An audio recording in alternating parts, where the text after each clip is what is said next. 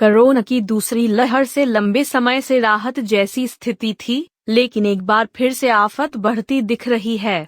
महज एक दिन में फिर से 40,000 से ज्यादा नए केस मिले हैं। पिछले 24 घंटों में कोरोना के 44,658 नए मामले सामने आए हैं।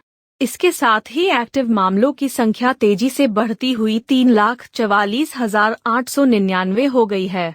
यही नहीं, नए केसों में बढ़ोतरी से एक्टिव केसों का प्रतिशत भी अब 1.06% हो गया है, जो इसी सप्ताह की शुरुआत में 1% से भी कम हो गया था। यही नहीं, इसके चलते रिकवरी रेट में भी कमी आई है और यह अब 97.60% हो गई है। रिकवर होने वालों की घट रही संख्या, बढ़ रहे नए मामले।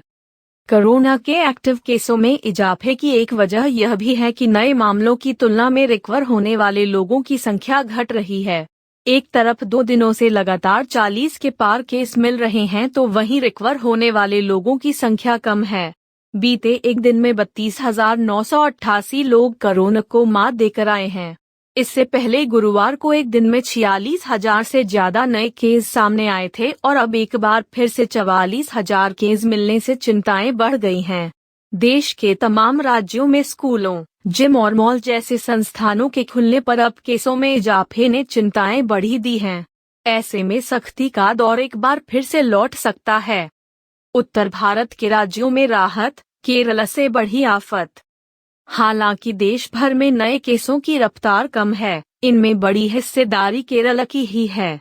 अकेले केरल से ही कुल कोरोना केसों के 70% मामले सामने आ रहे हैं।